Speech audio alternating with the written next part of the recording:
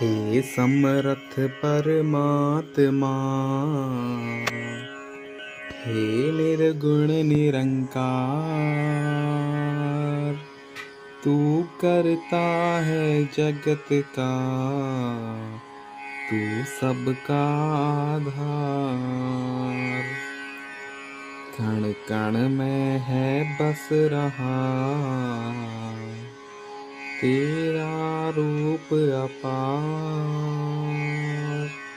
तीन काल है सत्य तू, मिथ्या है संसार।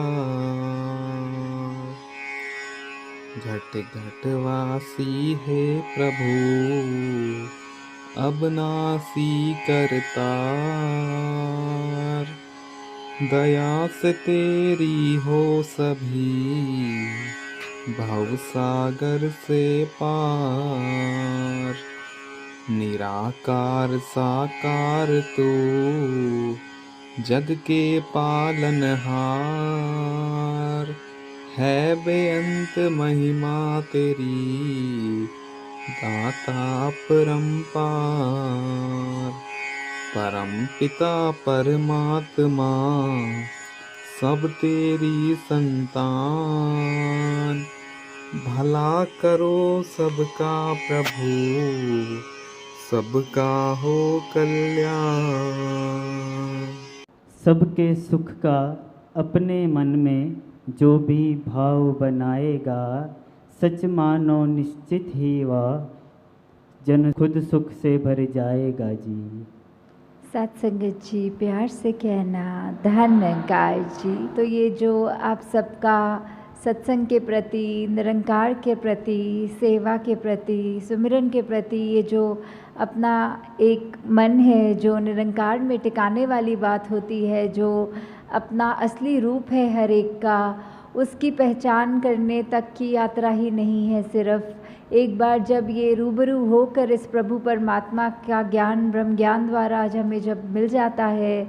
तो उसके बाद जीवन को कैसे जीना है, वो सब बातें जो इस सत्संग रूप से हमें शिक्षा मिलती है, उसको किस तरह अपने जीवन में अपनाना है। तो कैसे ये समय की बात है कि अपना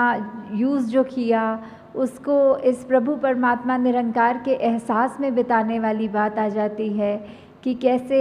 हमारा एक एक पल ये प्रभु परमात्मा निरंकार ने जो हमको बख्शा है, उस पल को हम सदुपयोग करते हुए कि किस तरह हमारी इंटेंशन की बात होती है वो कि हमें सत्संग में आकर एक एक पल सिर्फ आकर बैठ के चले जाना नहीं, पर एक एक वक्ता चाहे छोटे बच्चे की ज़ुबान से था, बुज़ुर्ग की, बहन भाई जिनसे भी कविता रूप, गीत रूप, स्पीच रूप, जो भी बोला सबने, वो एक एक वचन ऐसा था जो पूरे जीवन में एक इम्पैक्ट पॉजिटिव कर देता है।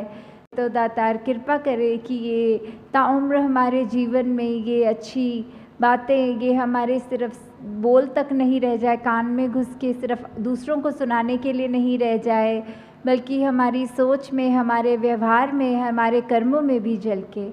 तो ये पंक्तियों में जिस तरह ये बात हो रही है हरदेव वाणी में कि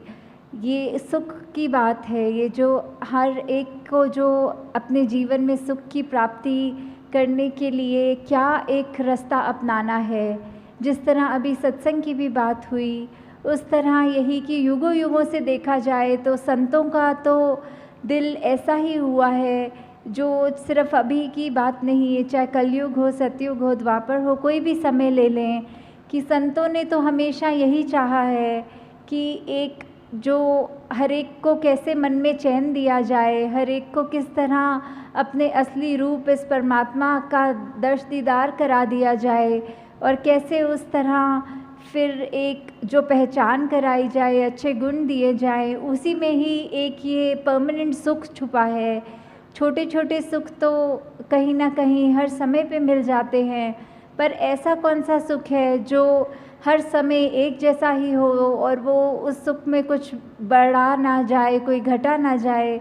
तो वो वाला सुख जो एक ब्लिस की अवस्था होती है, जो एक चैन से भी ऊपर उठ के, खुशी से भी ऊपर उठ के जो वो सुख है, तो वो सुख सिर्फ तभी मिल सकता है जब हम संतों का संग कर लेंगे कि संतों का जब तक संग हमारे जीवन में आएगा नहीं, तब तक हम कैसे अपने जीवन को उस मुकाम तक लेकर जाना संभव नहीं होता, क्योंकि संत ही हैं जो हमको प्रेरणा देते हैं हमारे जीवन को सुधारने के लिए। और एक बार हमें वो जब पता लग जाता है कि ये क्या सच्चाई है, तो हम अपने जीवन में एक वो परमानेंट सुख, एक जो हर समय रहने वाला सुख, उसको प्राप्त कर लेते हैं। हाँ जी। भला सोचते जो औरों का खुद अच्छे बन जाते हैं, सच्चाई के साथ रहें तो खुद सच्चे बन जाते हैं। तो ये सच्चाई जो हमेशा के लिए ही सच्चाई है, जैसे कोई सच्चाइयाँ ऐसी हैं जो अभी हैं, कुछ पल के बाद नहीं है। जैसे अभी अगर रात्रि का समय है तो कुछ घंटों के बाद वो झूठ हो जाएगा, क्योंकि वो दिन हो जाएगा। तो ऐसे कुछ सच्चाइयाँ कुछ समय के लिए रहने वाली सच्चाइयों की यहाँ बात नहीं हो रही। वो बात ही कि कैसे एक निरंकार प्रभु परमात्मा, यही सच्चाई ये तब भी थी जब ये ब्रह्मांड बना नहीं था, ये धरती बनी नहीं थी, और ये तब भी रहेगा जब सब कुछ ख़त्म हो जाएगा। हर कुछ जो माया का रूप है, उस रूप से हटकर जो भी है वो सब निरंकार है, वही एक ही सच्चाई है, कायम दायम रहने वाली सच्चाई। तो उस सच्चाई से जितने ज़्यादा हम जुड़ेंगे, हमारे अपने मन के भाव उन गुणों को अपनाएंगे कि कैसे ये हम इस निरंकार जैसा बनता और जाते रहें। जैसे विशालता का जिक्र आता है, और भी जो भी हमारे को गुण समझ में आते हैं कि हर एक गुण इस निरंकार में स्वयं है, और वैसे ही हम उतना ही हमारा भी मन सच्चा होता जाएगा जितना हम खुद सिमरन रूप में, संगत रूप में, सेवा रूप में इस निरंकार से जुड़ते चले जाएंगे। तो वो नेचुरली वही बात कि हमारे मन में भी वही सच्चाई अपनी पकड़ और बनाएगी, और हमारा मन भी फिर कुछ और गलत चीज़ें सोचने के बजाय सिर्फ ये सच्चाई से ही जुड़ता चला जाएगा। हाँ जी। सब कुछ पीछे रह जाता है, नेकी ही संग जाती है, मालिक की दरगाह में जाकर नेकी काम आती है जी। तो ये वाली जो हमारा जीवन काल मिला है, इसमें हमको जहाँ कर्म करने की पूरी आज़ादी है, वहाँ ये जो नेकी की बात हो रही है, जो नेकी की शिक्षा दी जा रही है कि हमने अगर ये अब सच्चाई को जान भी लिया, तो उसके बाद भी हमारा जीवन कैसे होना चाहिए, हमारे मन के भावों से ही ये बात शुरू होती है कि हम अगर अपने मन में ये सिखलाइयों को, जो एक ह्यूमन वैल्यूज़ होती हैं, ये एक दूसरे की हित रखना, एक दूसरे को खुशी देना, हर एक की जीवन में एक आराम देने वाली बात, जो भलाई की भावना लेके मन में अगर हम कोई भी कार्य करते हैं, वो इरादा, वो इंटेंशन, वो ही बहुत मायने रखता है। कि कर्म से पहले तो वो हमारी इंटेंशन की बात है कि कर्म तो फिर भी बाद में करेंगे, पहले तो उसको सोचना ही, वहीं से ये यात्रा शुरू है। तो ये नेकी करने की बात कि जितना हम जीवन में निरंकार से जुड़े रहेंगे, उतने ही हमारे कर्म कुछ भी गलत हमसे नहीं करवाएंगे। हम खुद वो चेतन अवस्था में रह कर कि निरंकार हर समय है, प्रभु परमात्मा हर समय हमें देख रहा है, तो कुछ जानबूझकर तो गलती नहीं कर पाएंगे। और वही बात कि मन में सिर्फ अच्छाई जब रहेगी, तो ये नेकी का रास्ता लेके हम ना कि सिर्फ अपना ही जीवन संवारेंगे, पर औरों के लिए भी, उनके जीवन में भी हम और उनको भी खुशी दे सकेंगे। और यही नेकी है जो हमारे साथ सदैव हमारे जीवन काल में, जहाँ हमारे को एक अच्छा जीवन जीने की कला बख्शेगी, और वही बाद में भी जहाँ वो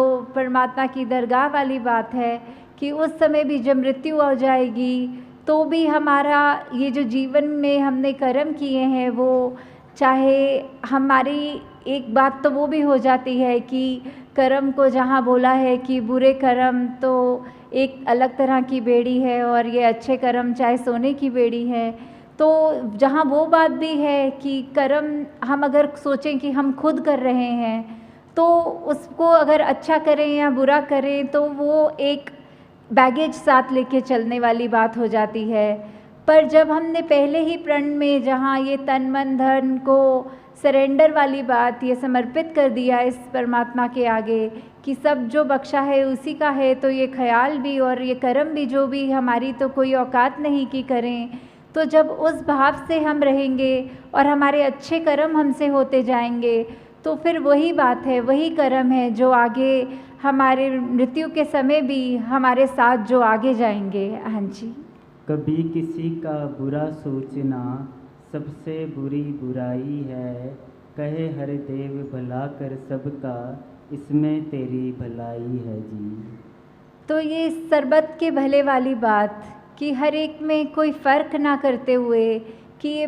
भलाई की भाव जब मन में है, ये मन में जो रोशनी जग गई है, तो फिर उस रोशनी ने कोई पार्शियलिटी नहीं करनी, कोई ऐसा नहीं सोचना कि सिर्फ इस व्यक्ति के लिए ही रोशनी है, इस व्यक्ति के लिए अंधेरा है। तो वो जब रोशनी जगी है तो वो हर एक बराबर है, आगे हर एक को ही उतना ही दिखना है। तो हमने भी अपने नज़र में कोई फ़र्क नहीं करना। वो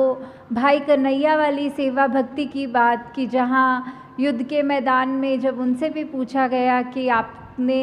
ये सेवा रूप में पानी पिलाना है, तो उन्होंने कोई फ़र्क नहीं किया कि ये हमारी सेना है और ये दुश्मन की सेना है। उनको भी वही भाव लगा कि सभी अपने हैं। ये जो अपनापन, ये जो सभी अपने वाली भाव है, वो उस भाव से जो सेवा की गई उनकी भी, तो वही एक मूल बात है कि जब ये परमात्मा प्रभु ये ही एक है और हम उसके संतान, चाहे कितने भी भिन्न भिन्न दिखते हों, आदतें कितनी अलग हों, खान पीन, कोई पहनावा, कोई रहने की जगह, कोई देश, जितने भी अलग हम उस तरह दिख रहे हों, पर ये जोत तो एक ही है जो हमारे साथ है, जो हम जिसका अंश अपने आप को बोलते हैं, परमात्मा का अंश ये आत्मा, सब में वो ही एक बराबर आत्मा है। तो कोई उस तरह का फ़र्क ना जब करें और अपने आप पे ये सुधार हमेशा जारी रखें कि हम बस अपना एक जो सही मार्ग है उस पर ही चलते रहें, ठीक बातें करें, सही अपना उच्चारण रखें, तो वही बात हमारे जीवन में खुशबू भी जहाँ डालेगा वही हमको और निम्रता की ओर भी लेकर जाएगा। हमको अपने कर्मों के ऊपर वो अभिमान भी नहीं होगा और हमेशा वो सेवा भावना जहाँ सभी अपने हैं उस नज़रिए की तौफीक भी हमको हमारे साथ रहेगी। तो दासी सभी से यही एक कामना करते हुए कि निरंकार का जो पहचान हमें मिली है, हमको अपने कर्मों में ये एक एहसास हमेशा रखना है और साथ ही जहाँ अपने आप को तो ठीक मार्ग पे सेल्फ करेक्शन मोड पे रख के हर चीज़ को करना है, साथ ही कोशिश ये भी हो कि हम जितने भी और हमारे जानने वाले हैं हम उन तक भी ये सच्चाई की आवाज़ पहुँचाएँ कि जिस तरह हमको